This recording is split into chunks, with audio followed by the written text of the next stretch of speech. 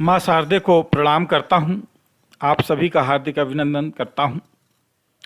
हमारा भारत का जो संविधान है, बहुत बड़ा संविधान है, विश्व का बहुत बड़ा संविधान है। ये सुनकर बड़ा गर्व होता है कि विश्व का सबसे बड़ा संविधान, विश्व का सबसे बड़ा लोकतंत्र हमारा भारत है। परंतु जब कुछ मुखोटे संविधान की दुहाई देते हुए एक दूसरे पर आक्षेप लगाते हैं कि संविधान का दोहन हो रहा है, संविधान का दुरुपयोग हो रहा है, तब संशय होता है। तब संशय होता है कि संविधान कैसे बन गया। क्या संविधान में समस्या है? क्या संविधान में समस्या है? यह संविधान बनाने वालों में समस्या है। समस्या संविधान में नहीं है। हमारा संविधान बहुत बृहत है। समस्या संविधान में नहीं है। समस्या वहां उत्पन्न होती है जहां से संविधान बना है।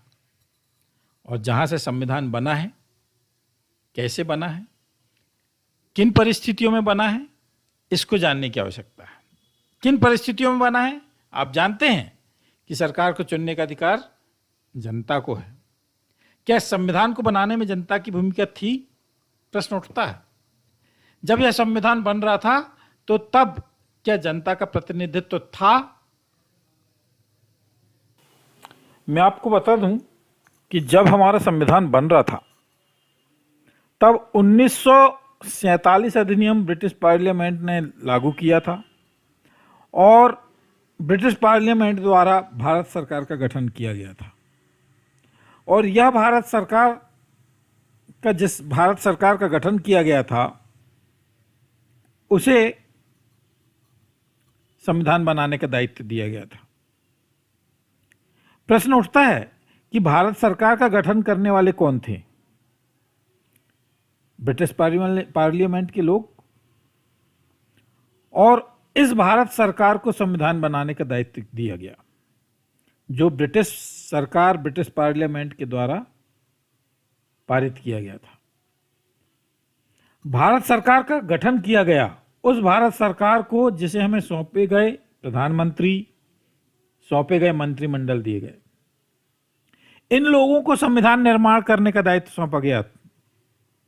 बात आती है कि संविधान कैसे बना। अधिकतर बच्चों से या लोगों से पूछेंगे कि संविधान किसने बनाया, तो वे सीधे कहेंगे कि संविधान बाबा साहब अम्बेडकर ने बनाया, डॉक्टर भीमराव साहब ने अम्बेडकर जी ने बनाया। अधिकतर लोग ये जानते हैं कि भारत का संविधान भीमराव अम्बेडकर ने बनाया। मैं आपको बता दूं कि भारत के संविधान के निर्माण के लिए 6 लोगों की कमेटी बनाई गई थी। और इस कमेटी ने कार्यकारिणी समिति में आसफ अली, के एम मुंशी, के शाह, के शांताराम, हुमायूं कबीर, डी.आर. गाडगिल और स्वयं नेहरू जी, इन लोगों की एक कमेटी बनी गई थी। और इन लोगों ने भारत के संविधान के प्रारूप का कच्चा निर्माण कर लिया था। इस निर्माण के समय बहुत बहस हुई, तर्क वितर्क हुए, वाद विवाद हुआ और पूरी बहस होने के बाद फाइनल करने का विचार आया कि इसे पूर्ण रूप दिया जाए। जब इसे पूर्ण रूप देने की बात आई तो नेहरू जी को अपनी योग्यता पर विश्वास नहीं था, ना ही अपने लोगों की योग्यता पर विश्वास था। ये इस संविधान के प्रारूप को एक ब्रिटिश विद्वान सर इवोर जेनिंग से बनवाना चाहते थे।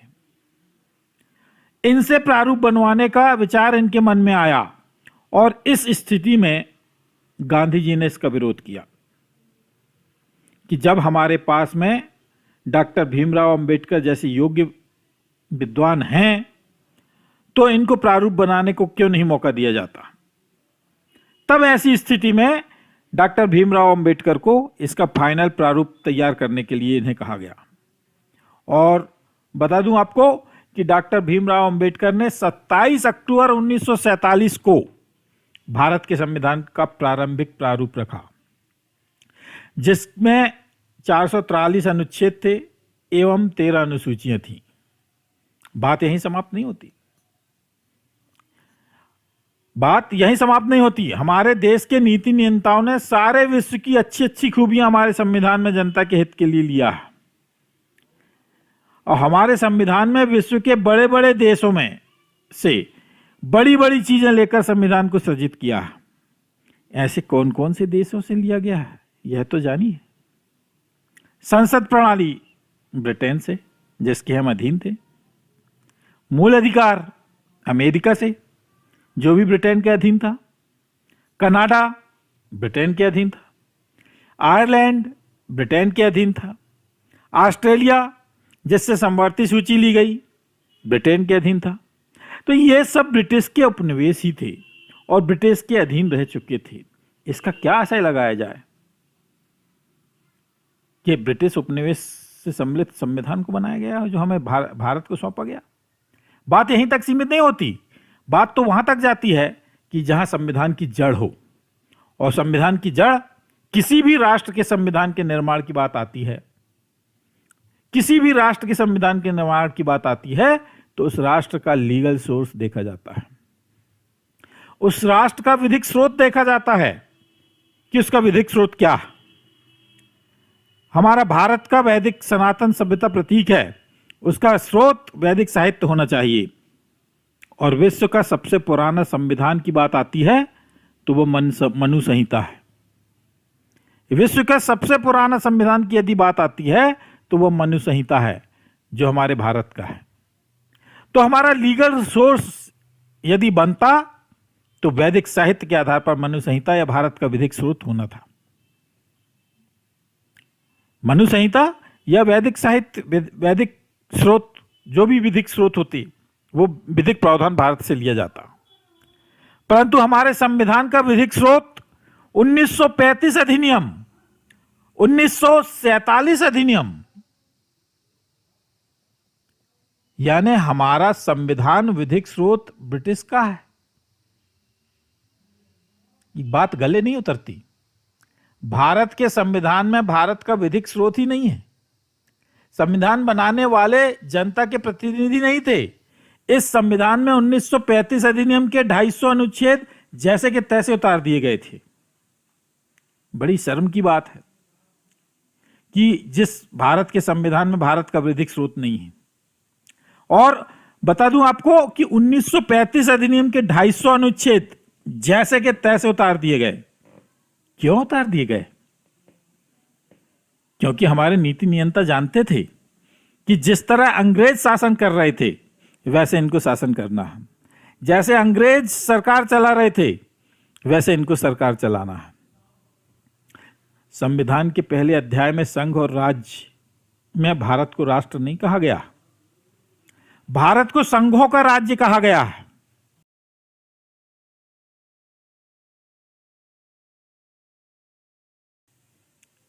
राज्य, यह एक प्रश्न बनता है कि संविधान में भारत को राष्ट्र क्यों नहीं कहा गया।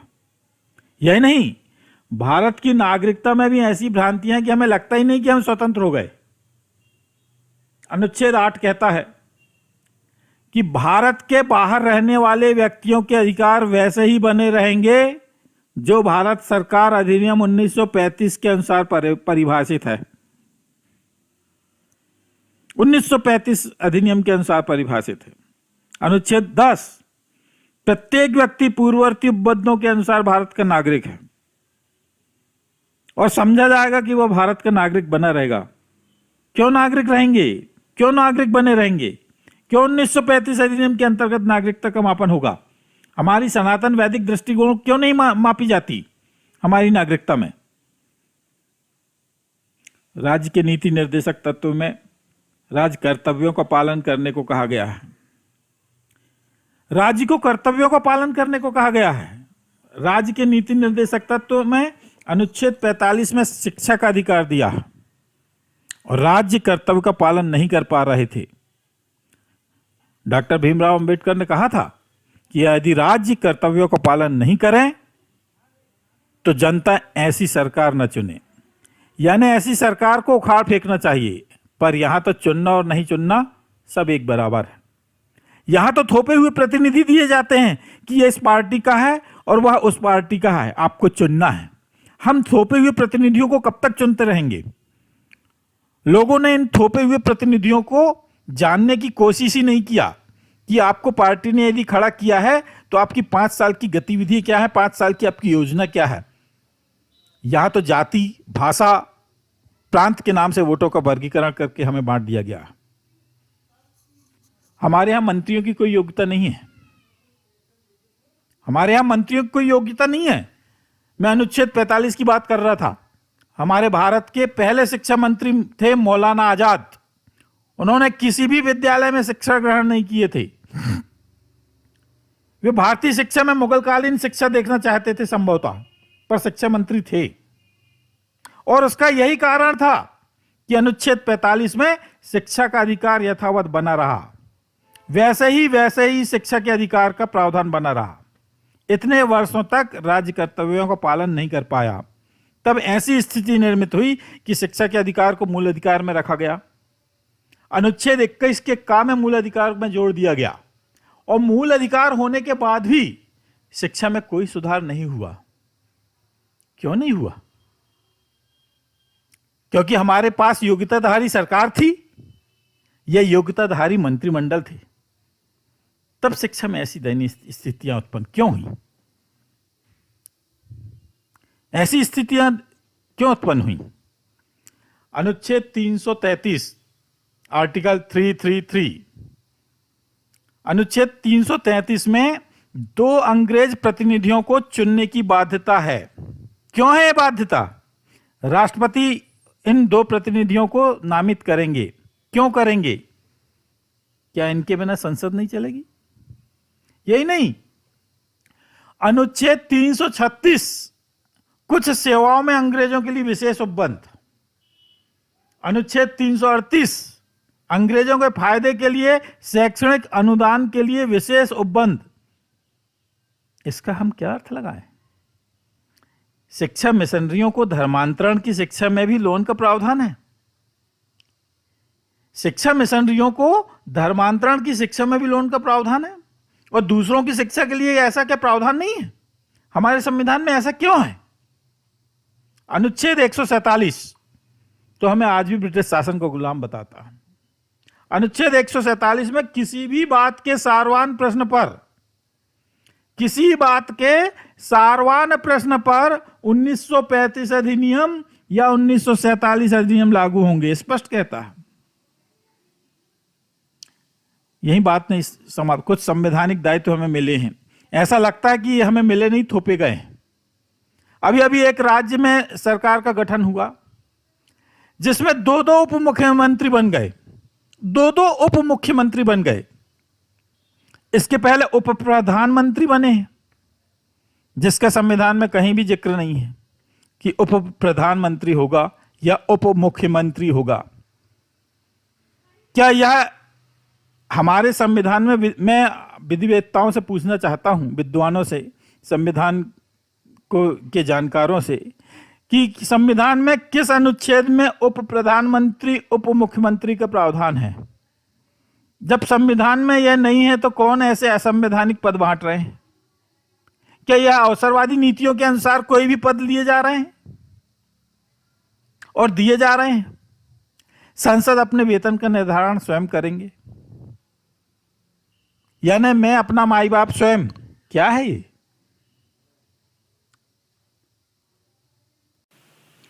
यही बात राष्ट्रपति शब्द के लिए भी है।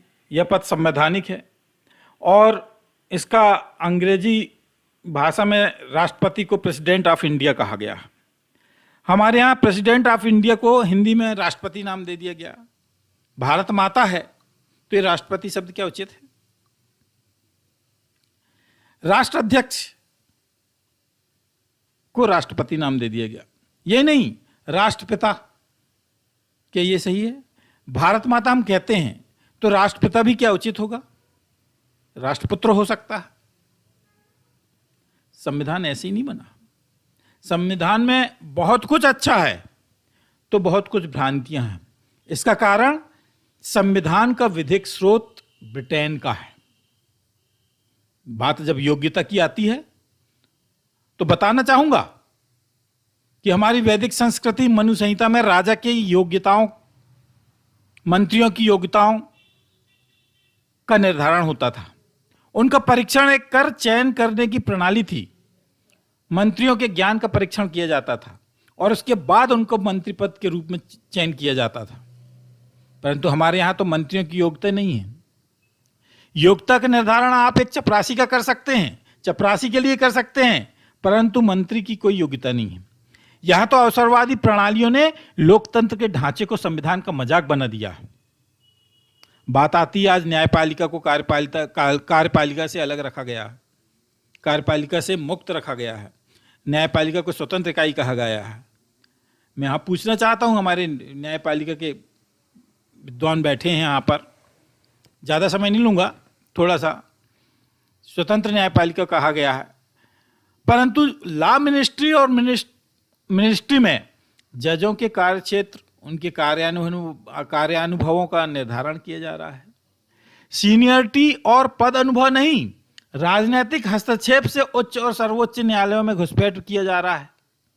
मैं न्यायपालिका से पूछना चाहता हूं, हमारे नीति नियंताओं ने न्यायपालिका को स्वतंत्र इकाई बनाया है, जैसे संविधान में न्यायपालिका को स्वतंत्र इकाई कहा गया है।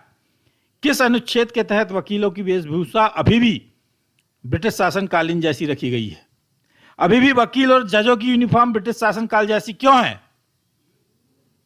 क्या यही स्वतंत्र न्यायपालिका है जिसने न्यायाधीशों और वकीलों का ड्रेस तक का निर्धारण नहीं कर सकी? अनुसूची 8 में भारतीयों की भाषाओं का वर्णन है। मैं एक बात और बताना चाह रहा हूं, थोड़ा सा संक्षिप्त में। अनुसूची 8 में भारतीय भाषाओं का वर्णन है और इसमें अंग्रेजी भाषा नहीं है, परंतु फिर भी संसद में, विधानसभाओं में, उच्चतम न्यायालयों में, उच्च न्यायालयों में सारे काम, उच्च न्यायालयों में और उच्चतम न्यायालयों में सारे काम, यही नहीं, शासकीय अशासकीय स्कूलों में भी सारे काम अंग्रेजी में करते हैं।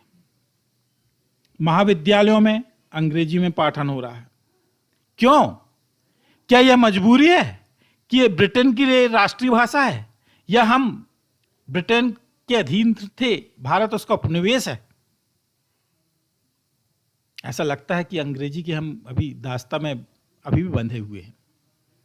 1857 की क्रांति जब हुई थी, 1857 की जो क्रांति हुई थी, उस क्रांति में अंग्रेजों ने पा लिया था कि भारतीयों को एक ना होने दिया जाए, नहीं तो हम शासन नहीं कर पाएंगे। इस कारण से उन्होंने 1858 अधिनियम बनाया। फिर उसके बाद में फिर देखा कि इनकी एकता इन पे स्थापित ना हो। उनने पा लिए थे कि यहाँ पर एक ब्राह्मण वर्ग एक ऐसा वर्ग है जिसको लोग ब्राह्मण देवता के रूप में मानते हैं और उसके कहने पर ही उसका अनुसरण करते हैं। और वो क्रांति में मंगल पांडे की भूमिका को उन्होंने देख लिया था, उन्होंने मंगल पांडे की भूमिका को परख लिया था। इसके लिए उन्होंने भारत में ऐसी कोई दूसरी क्रांति ना हो, भारत के लोगों में एकता स्थापित ना हो, इसलिए उन्होंने लोगों को धर्म, भाषा, प्रांत, क्षेत्र, शिक्षित, अशिक्षित, अमीर, गरीब, दलित, सवर्ण, पूंजीपति, श्रमिक, जमींदार, किसान, छुआछूत, ऊंच नीच में लोगों को बांट दिया था। और यही नहीं, लोगों को हक दिलाने की एक कपोल कल्पना उन्होंने कर लिया, और कपोल कल्प के लिए एक ब्रिटिश मानसिकता का एक मंच उन्होंने बनाया।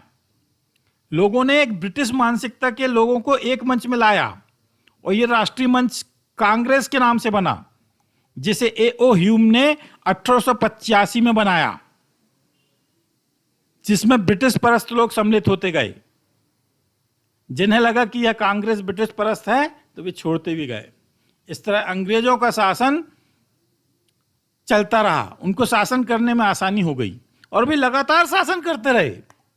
वो तो हमको धन्यवाद देना होगा हिटलर का, जिसके कारण से विश्व युद्ध हुआ और जीतने के बाद भी ब्रिटेन की आर्थिक हार हुई, जिसके कारण भारत को स्वतंत्र करने के लिए उसको मजबूर होना पड़ा।